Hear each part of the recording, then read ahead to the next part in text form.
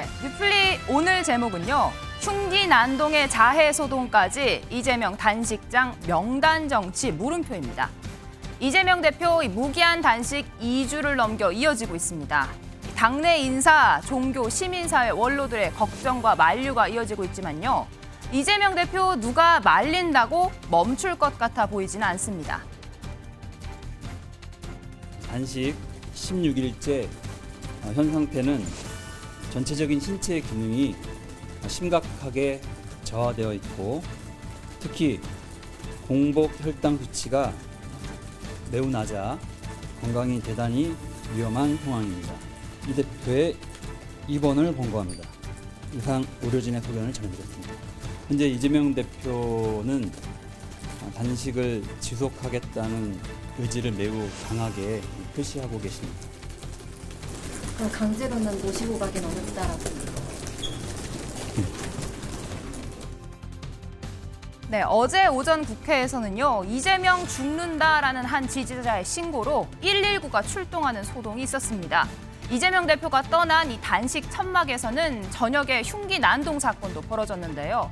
한 50대 여성이 쪽가위를 휘둘러 출동한 경비대 2명이 다쳤습니다.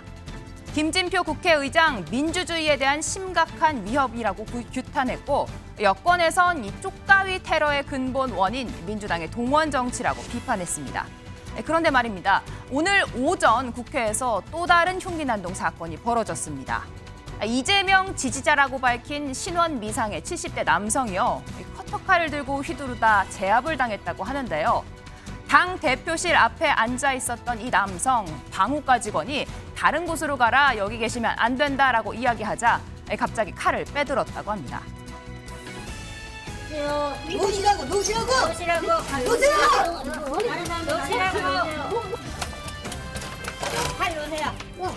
팔 놓으세요. 자, 지원!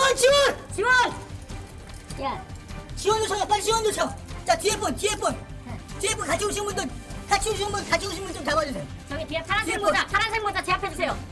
그놈들은 좀비지 사람이 아니야. 그런 놈들을 향해서 싸우면 우리가 얼마나 이게 잘하는가? 응? 네, 이렇게 단식 중인 이재명 대표 곁으로 밤낮으로 보이는 수많은 사람들. 이 삭발식에 이어서 오늘부터는 위원장 릴레이 단식도 이어진다고 합니다. 빨리 이재명을 살리자! 가장 아름답습니다. 저 아까운 머리를 감사합니다.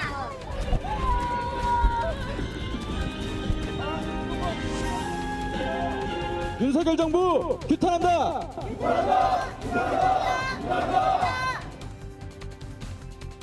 네, 이재명 대표의 건강 상태 적신호가 커질수록 민주당의 공세도 더 커지고 있습니다. 어제 오후 수원지검 대북 송금 사건 중앙지검으로 넘겨서 이재명 대표에 대한 구속영장 이제 진짜 초읽기에 들어갔습니다. 친명계는요, 체포동의안 통과되는 일 절대로 없을 것이다 목소리를 높였습니다. 체포 동의안이 들어올 경우 가결을 선언하라고 설왕설래합니다. 그런 일은 결코 없을 것입니다. 제 생각에 이것은 논리적으로 불가능한 억지 주장입니다. 흉기를 들고 죽이려 덤비는 강도에게 목숨을 그냥 내놓을 수는 없습니다. 이런 가운데 이재명 대표 팬카페에서는요. 이순신 홍범도 장군과 유관순 열사가 단식 중인 이재명 대표를 지키는 그림도 한 장 올라왔습니다. 이렇게 똘똘 뭉치고 있는 지지자와 당내의 분위기, 당 대표가 단식장을 찾은 사람들의 명단을 신경 쓴다는 이야기, 이 때문이 아니냐라는 이야기도 나옵니다. 오늘 양경수 의원님도 같이 하루 종일 하셨습니다. 아, 오늘 저기가 있는데 당직으로는 한준호 의원님 당직 대표로 여기 안 써서 몰랐어요.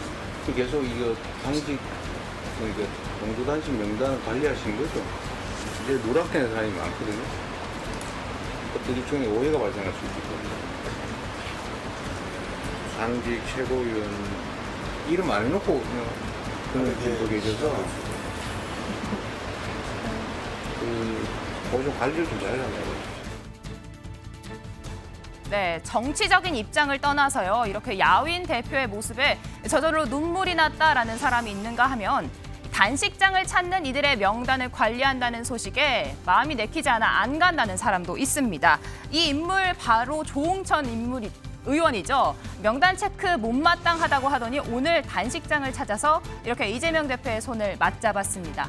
그만큼 이 대표의 건강 상태 지금 위태로운 상황입니다. 단식이 길어지면서 오늘 열릴 재판이었던 대장동 관련 재판도 10월로 연기가 됐습니다.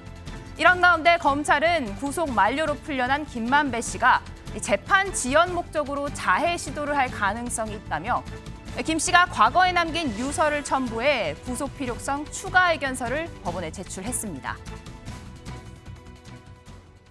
네, 이동석 전 행정관님, 일단 국회 흉기 난동 사건이 연 이틀 벌어졌습니다. 이 남성도 그렇고 어젯밤 여성도 그렇고 작은 흉기를 소지하고 있었다고 합니다. 그런데 의원을 만나겠다 면담 요청을 하고 신분증을 내고 국회 안에 들어갔다고 합니다. 지금 국회 상황 안전한가요? 어떤 상황일까요? 지금 뭐 국회 내부의 목소리를 들어보면 지금 사실 국회 밖에 경외 지역은 사실 이런 뭐 검문 검색이 사실 안 되고 있습니다. 그래서 국회 내부 의원회관이나 본청에 들어가기 위해서는 검문 검색 절차를 실행을 하거든요. 네. 그 과정에서 이게 미처 이렇게 찾지 못한 것 같은데 지금 국회 내 경호 인력도 대폭 강화가 됐다고 들었어요. 아, 이번 사건으로요? 맞습니다. 그래서 국회 경호 내가 이렇게 강화가 됐다 보니 앞으로는 이런 일이 발생하지 않는 그런 철저한 대비가 필요하지 않나 그런 생각을 해봤습니다. 네, 일단 이 자해 소동 이 남성이요 혈서를 쓰려고 자신의 엄지손가락 칼을 댔다라고 합니다. 김진희 변호사님, 일단 스스로를 다치게 한 내용밖에 없기 때문에 죄를 묻긴 좀 어려워서 그대로 돌려보냈다라고 하는데요. 이런 행동에 대해서 적용할 수 있는 어떤 혐의가 있을까요? 이제 원래 자해라는 행동 자체가 타인한테 상해를 입히는 것도 아니고 또 타인을 이제 위협하는 행동 자체는 아니기 때문에 원칙적으로는 이제 처벌 대상에 해당되지는 않습니다. 그런데 그 외형만 자해라고 이제 하고 이제 자해의 경우라 할지라도 외형은 자해인데 사실은 그 주 목적이 다른 사람을 위협을 해서 어떤 목적을 쟁취하려는 혈서를 쓰겠다고. 그렇죠. 예를 들어서 뭐 제 자해를 하면서 뭐 나랑 안 만나주면 뭐 내가 자해를 하겠다. 예를 들어서 이런 사건 굉장히 많거든요. 그래서 그런 식으로 이제 주된 목적이 본인 자해하는 것을 넘어서서 다른 사람을 위협을 한다고 하면 그 경우에는 이제 범죄가 이제 성립합니다. 그러니까 협박죄에 해당을 하는 건데요. 지금 이 말씀드린 이런 사건 같은 경우에 이제 혈서를 쓰겠다라고 하면서 이제 자해를 한 것인데 과연 이게 뭐 혈서를 쓰려고 진짜 그 목적만 가지고 있었던 것인지 아니면 그 외에도 이 현장에 있던 다른 사람들에게 공포심을 유발을 해서 뭔가 이제 해악을 고지하려는 그런 목적이 있었는지는 좀 살펴봐야 되고요. 만약에 그런 목적이 있었다고 하면 위험한 어떤 물건을 휴대해서 이렇게 한 것이기 때문에 그때 이제 특수협박죄가 성립이 될 것으로 보입니다. 네, 요즘에 흉기 난동 사건 굉장히 경각심이 높아진 상황인데요. 신정은 부의장님. 하지만 이재명 대표 단식 쉽사리 끝날 것 같진 않습니다. 오늘 건강 상태 굉장히 좋지 않아서 의료진은 중단을 요청했는데 본인은 멈추지 않겠다라는 입장이거든요. 김무성 전 대표가 근데 이번 이재명 대표 단식은 YS DJ 때와는 달리 명분이 없다 이렇게 좀 쓴소리를 했거든요. 어떻게 보십니까? 네, 일단 조건 없는 단식이었죠. 그래서 어떤 조건을 놓고서 단식을 했으면 거기 조건에 충족했을 때 단식을 그만둘 명분이 있는데 애초 처음 시작부터 그 구체적 조건이 없었기 때문에 대통령의 사과나 뭐 몇 가지 이야기를 맞습니다. 했죠. 이제 대통령이 사과를 한다라는 것도 사실 불가능하다고 보고요. 그리고 뭐 후쿠시마에 대한 거기에 대해서도 우리가 정부가 직을 나설 거라고 하는 것은 다들 다 회의적으로 보죠. 그런 조건 없는 단식이라는 명분을 두고 시작했기 때문에 현재로서는 출구가 명확히 보이지 않는 것도 사실입니다. 현 시점에서는 어찌 보면은 진짜 병원으로 어쩔 수 없이 이송되는 상황만이 유일한 출구 전략처럼 보이는 것이죠. 목숨을 걸고 하는 단식을 두고서 비아냥대고 조롱하는 국민의힘의 의원들에 대해서는 저는 따끔하게 좀 충고를 하고 싶습니다. 이 상황까지 내몰고 이 상황으로 올 수밖에 없게 만들었던 것은 윤석열 정부의 실정과 또 국민의힘의 충성 경쟁 때문이었습니다. 앞서서 제가 계속 언급했지만 국민들이 끊임없이 두려워하고 걱정하고 있는 후쿠시마 문제에 대해서 오염수 문제에 대해서 그 어떠한 목소리도 내지 못하고 11개월 넘게 수출은 점점 급감하고 긴축 재정을 한다 그러면서 사회복지 예산들은 다 깎아버렸습니다. 사회적 약자들이 기댈 수 없는 정치를 하는 이 상황에서 단식밖에 선택할 수 없었던 것은 안타까운 현실이기도 합니다. 다만 왜 김무성 전 대표가 YSDJ와 비교를 했을까요? 저는 그걸 딱 한마디로 말씀드리고 싶어요. 사법 리스크와 체포 동의안 이것을 포기하고 그 어떠한 상황에도 가결시켜 주시고 내가 감옥에 가서라도 이 단식을 이어가겠다라고 하는 결의를 보여주신다면 저는 YS와 DJ 때처럼 국민들이 함께 동조할 수 있는 그러한 상황으로 중도층을 끌어올 수 있는 상황으로 갈 수 있을 것이다 이렇게 생각합니다. 네, 신 부의장의 의견까지 들었고요. 이동석 부행정님. 네. 이재명 대표가 단식 현장 방문한 의원 명단을 관리한다라는 이야기도 있고요. 근데 김기현 당대표가 오늘도 이재명 대표 단식 중단해달라 요청했지만 방문 계획은 없다라고 밝혔거든요. 당 대표실 그렇게 먼 거리도 아닌데 사실 지금 상황에서 찾아가기가 정말 어려운 건지 어떻게 보십니까? 뭐 지금 상황에서는 찾아가는 게 쉽지는 않겠죠. 결국에는 더욱더 큰 명분이 여당 대표에게 있어야 된다. 저는 그렇게 생각을 하고요. 앞으로 둘의 만남은 있을 것으로 저는 봅니다. 뭐 단식을 중단하는 그 과정에서 김기현 대표의 역할이 분명히 있을 거라고 저는 생각을 하고요. 지금 이재명 대표가 단식을 하는 그 과정에서 지금 뭐 앞서 말씀하셨듯이 뭐 처리수 오염 문제에 대한 단식이다. 근데 저는 국민들께서는 아실 거라고 봅니다. 이재명 대표가 지금 단식하는 이유, 결국 재판을 지연하기 위해서 지금 하는 거 아니겠습니까? 지금 재판이 실제로 지연이 되고 있습니다. 재판이 늦춰지는 미뤄졌죠. 그런 과정도 보시면 앞으로 국민들께서 현명하게 판단하실 거라고 저는 믿고 있습니다.